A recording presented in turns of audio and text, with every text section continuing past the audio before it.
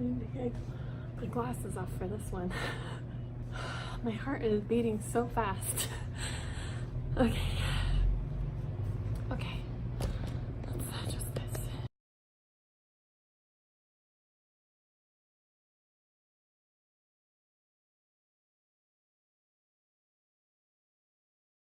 Hey guys, welcome back to my channel.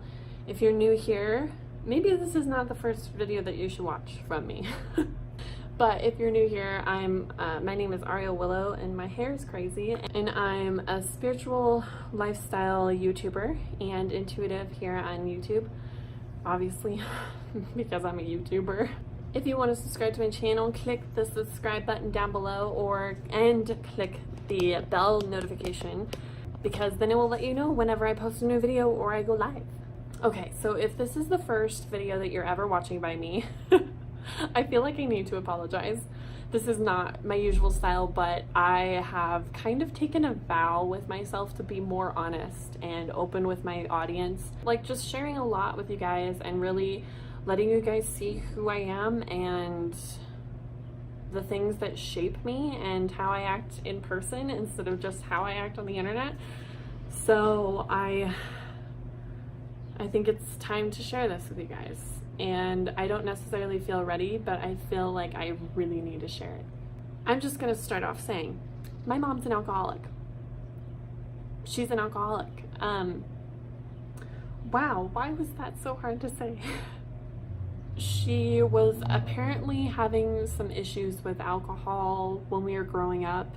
We really didn't see it. I don't want to make it sound like I grew up in a home where my mom was alcoholic and drinking all the time. She would have like one glass of wine with dinner, and that was pretty much it. And then it just kind of escalated from there. We didn't really know that she was having problems until about 2011, when she attempted suicide. She's attempted suicide enough times in the past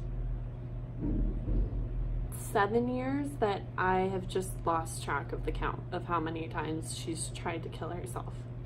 I apologize if I get emotional. It's hard for me to talk about this because on one hand I feel like it's not mine to share, but at the same time it is, because it's affected me and my siblings so much that it's created us into these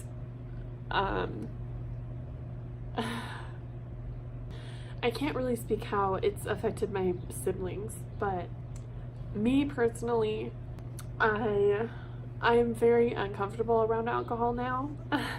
I personally have cut back a lot on drinking. I will maybe have one drink every couple months because I'm so worried about turning into my mother. Back when I was married, on our first wedding anniversary, she was in a coma from taking too many pills and drinking, and it caused this huge scar on our relationship. And just me wanting to still be in contact with her because she's my mother, and him seeing how much everything hurt me and wanting to keep me from it. And because that affected our relationship so much, I got very, very quiet about it. And when I first met Nathan, I really didn't share it with him until she tried to commit suicide again. Ultimately, it's just been this vicious cycle of her drinking and having that affect her judgment, and then her slipping into this dark hole of depression, and then eventually trying to commit suicide again and again and again. This is something that has really obviously affected me a lot, and I feel like it's this huge secret that I'm keeping that is really weighing on me.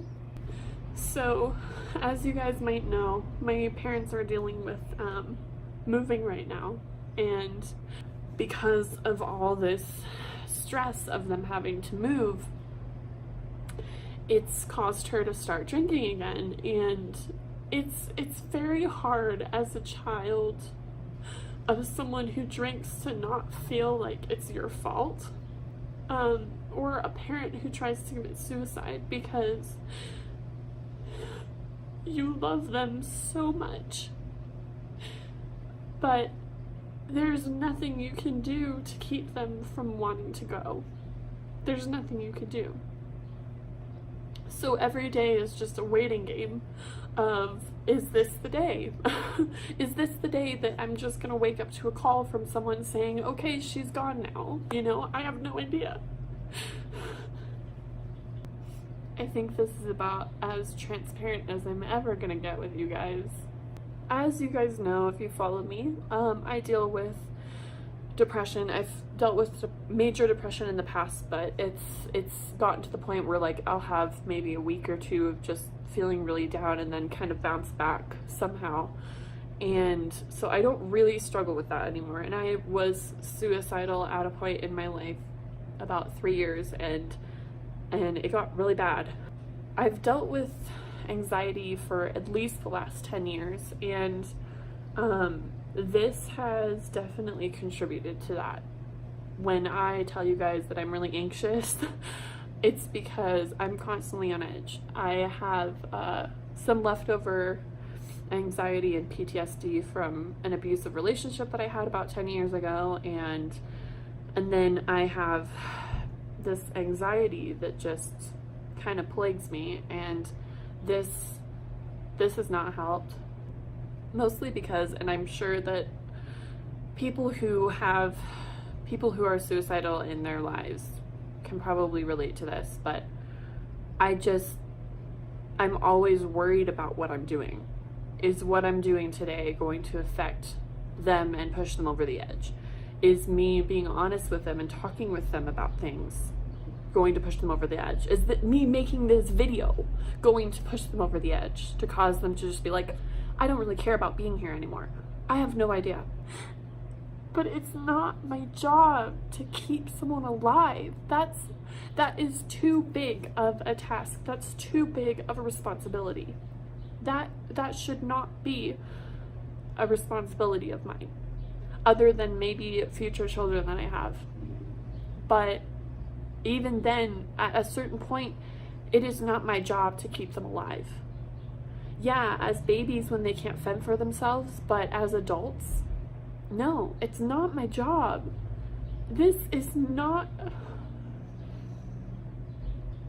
I'm not really sure what the point of me making this video was, but I talked to my brother about it and was like, I just feel like I really want to share. I really just want to get this weight off of my chest and share with people what is going on and what is something that I really struggle with. And it's been very hard for me to separate myself energetically from my parents and my mom, especially because I love her so much and I'm so close to her. She's someone who knows pretty much everything about me.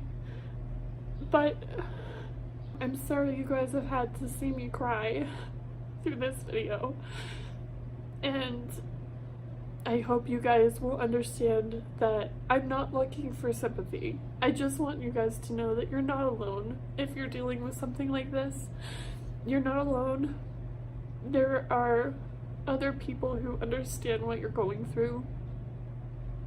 It's really hard, and it's okay to be upset about it, and it's okay to be angry, and it's okay to be frustrated, and it's okay to feel like you're trying to keep someone alive, but it's not your job. It's not your job. If you have the ability to, take some time away, separate yourself from that person if you can, just at least temporary, if not permanently, just so that you can find yourself again and you can build your identity around your wants and your needs. Don't build your identity around the need to keep someone alive, because that is not you. That is not your job. That is not your identity. It is not who you are. You're so much more than that. I still feel ridiculous for making this video, but I told you guys I wanted to be more honest with you, so here it is.